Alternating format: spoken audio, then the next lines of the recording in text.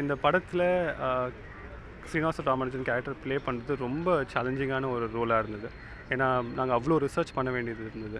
அவரோட story wise வந்து director already story எழுதி வச்சுருந்தாரு. So I had to take in the story and அவங்களோட அந்த கேரக்டர் போர்ட்ரே பண்ணுறது வந்து I had to do my own research.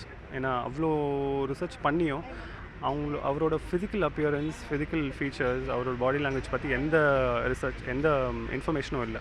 So அந்த இன்ஃபர்மேஷன்லாம் நாங்களே நானே I had to do my own homework. ஒரு 10 வாட்டி நடந்து பார்க்குறது, அவரோட பாடி லாங்குவேஜ்க்கு ஒரு 10 வாட்டி சிரிச்சு பார்க்குறது, இது அவருக்கு சூட்டாக இருக்குமா, அவரோட மேத்தமெட்டிக்கல் ரிசர்ச் படித்து அவர் எந்த மாதிரி யோசிச்சிருப்பார், அதெல்லாம் பண்ணிவிட்டு நாங்கள் I had to portray this role. So looks wise நான் வந்து அந்த 6 மாதத்தில் ஒரு 40-45 வாட்டி நான் ஹேரை ஷேவ் பண்ண வேண்டியதாக இருந்தது.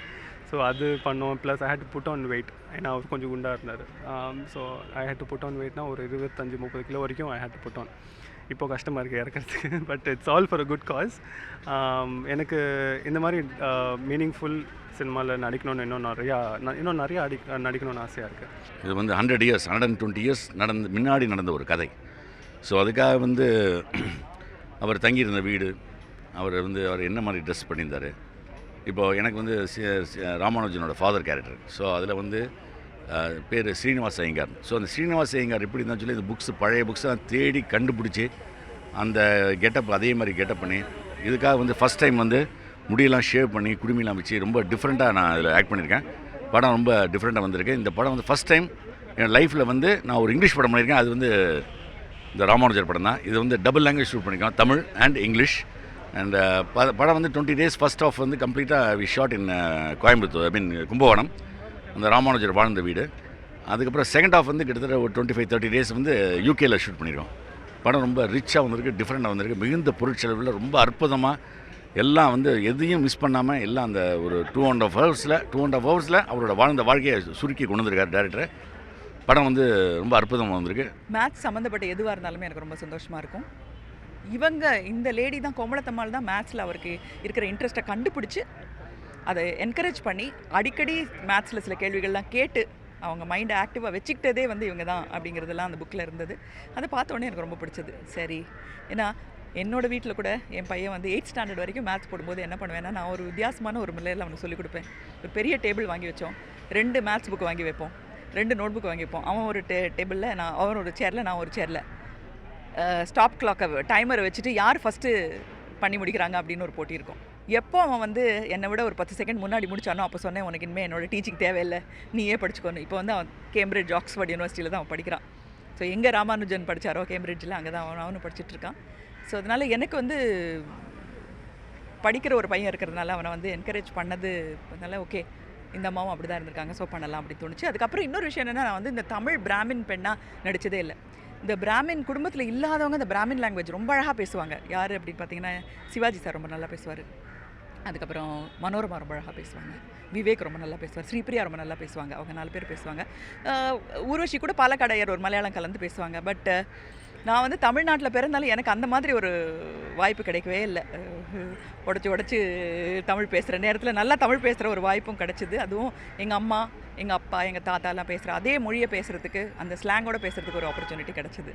ஸோ எல்லாம் சேர்ந்து ரொம்ப ஈஸியாக இருந்தது இந்த ரோல் பண்ணுறது. ராமானுஜன் படத்தில் ஒரு முக்கியமான பாத்திரம் நான் எடுத்திருக்கேன்னு சொல்கிறதுல ரொம்ப பெருமை அடைகிறேன். அவருக்கு ஹெல்ப் பண்ண ஒரு கேரக்டர். எல்லாத்தையும் விட இந்த செஞ்சுரியோட மிகப்பெரிய பிரெயின் ராமானுஜன்.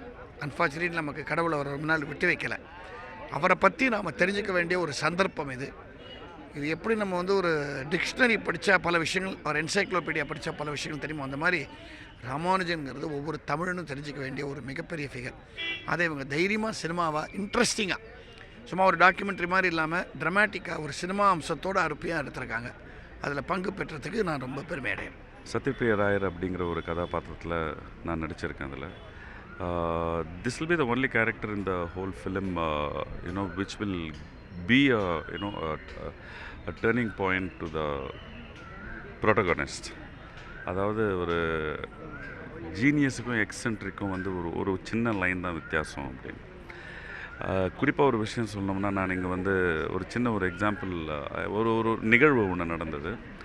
அந்த நிகழ்வு உங்கள்கிட்ட சொல்லிக்க ஆசைப்பட்றேன். நான் டி நகரில் இருக்கும் பொழுது டெய்லி வீட்டை விட்டு வெளியே வருவேன். போவேன். அன்றைக்கி ஏதோ ஒரு நாள் ஒரு 10 வருஷத்துக்கு முன்னாடி இது நடந்தது. ஏதோ ஒரு கம்பெனியில் ஒரு நல்ல கதாபாத்திரம், நல்ல பேமெண்ட்டு, செக்கு வாங்கிட்டு வீட்டுக்கு வரேன். கேட்டை திறந்துட்டு என் வீட்டு ஆப்போசிட்டில் வந்து ஒரு பைத்தியக்காரன் எப்பவுமே உட்காந்துருப்பான். ஸோ அவன்கிட்ட ஒரு பார்க்குறதோ இல்லை ஐ கான்டாக்டோ ஒன்றும் கிடையாது. பட் 10 வருஷமாக பார்த்துட்டு இருக்கேன், ஆப்போசிட்டில் உட்காந்துருப்பான். அன்றைக்கி நான் கேட்டை திறந்துட்டு வண்டியை உள்ளே விட்டுட்டு பார்க் பண்ண ஒரு முகத்தில் எனக்கு ஒரு சந்தோஷம். ஏன்னா ஒரு நல்ல கேரக்டர், ஒரு நல்ல செக்கு கொடுத்துருக்காங்க அப்படின்னு ஒரு சந்தோஷத்தில் வந்து கேட்டை மூட போகும்பொழுது என்னை பார்த்தான். சந்தோஷமாக இருக்கியான்னு கேட்டான். நான் ஒன்றும் ரிப்ளை பண்ணல. சந்தோஷம்னா என்னன்னு தெரியுமா அப்படின்னு கேட்டான். இன்றைக்கும் வந்து அந்த அவன் கேட்ட விதம், அவனுடைய அந்த முகம், அவனுடைய எக்ஸ்ப்ரெஷன், அவனுடைய எமோஷன் எல்லாமே எனக்கு இருக்குது. What is happiness? அதுக்கான விடை வந்து எனக்கு வந்து தெரியல, அதுக்கான விடையும் கிடையாது. அந்த மாதிரி ஒரு சூழ்நிலை இந்த ராமானுஜம் படத்தில் வந்து ராமானுஜம் வந்து after he goes to London and comes back, he realises that through this character, இந்த சத்யபிரியா கேரக்டர் மூலமாக. So it's a wonderful film. இதில் வந்து நான் ஒரு அங்கமாக இருக்கன்றதில் எனக்கு வந்து ரொம்ப சந்தோஷமாக இருக்குது. இன்றைக்கி இருக்கிற இளைஞர்கள் அதிகமாக யூஸ் பண்ணுற ஏடிஎம் அண்ட் பாஸ்வேர்டு, இது வந்து ராமானுஜம் தான் காரணம்னு எவ்வளோ பேருக்கு தெரியும்? ஏடிஎம் அண்டு பாஸ்வேர்டு வந்து இன்றைக்கி இருக்கிற கிரிப்டாலஜின்ற ஒரு அதுதான் அது வந்திருக்கு. அதனுடைய அடிப்படையே வந்து ராமானுஜனுடைய எண்கணிதம் தான். எண்கணிதத்தை அடிப்படையாக வைத்து செய்யப்பட்ட ஆராய்ச்சியினுடைய விளைவுதான் இது. உலகம் ஃபுல்லாக சொல்கிறான், நமக்கு யாருக்கும் தெரியாது. நம்ம நினச்சி கணிதம் மேலே கிடையாது. அவர் சும்மா கணக்கு 1 2 3 போட்டுருப்பார் ஏதாவது. இல்லை, அவருடைய கணக்கு வந்து என்னன்னாக்கா அவங்களுக்கு யாருக்கும் புரியாது. அதுதான் ப்ராப்ளம். அதனால தான் அது பாப்புலர் ஆகலை. Is not doing any popular mathematics கிடையாது அவர். இப்போ சகுந்தரா தேவி மாதிரி அது மாதிரி கிடையாது. அது மாதிரி பாப்புலர் மேத்தமெட்டிக்ஸ் கிடையாது அவங்களுக்கு. அவர் பியூர் மேத்தமெட்டிக்ஸ். பியூர் மேத்தமெட்டிக்ஸில் வந்து ஃபார்முலாஸ் அவர் எழுதியே போகிறார். அந்த ஃபார்முலாஸை மட்டும் எழுதி கொடுத்துட்டார் அவர். 3000 4000 ஃபார்முலாஸ் எழுதியிருக்கார். அதை வந்து இப்போ இவங்க அதை கண்டுபிடிச்சிட்டு இருக்காங்க, அது எப்படி ஆன்சர் வருதுன்னு. அது 30% இன்னும் கண்டுபிடிக்காமல் இருக்குது. அவர் 1919 கண்டுபிடிச்ச எழுதின ஒரு ஃபார்முலா வந்து 2012 தான் அதை டிஸ்கவர் பண்ணாங்க. ஸோ இப்படிப்பட்ட ஒரு பெரிய மனுஷனை வந்து நாம் வந்து ரொம்ப சாதாரணமாக வந்து சும்மா கணித மேதை ராமானுஜன், அதான் அது ஒரு திட்டுற மாதிரி தான். அது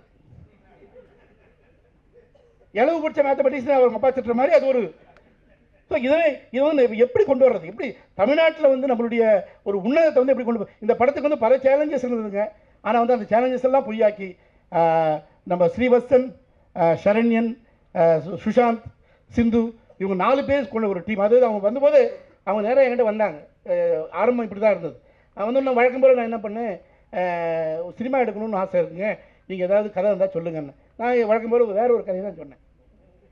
வேற ஒரு கதையை சொன்னோன்னா அவங்க ரொம்ப நல்லா இருக்குங்க.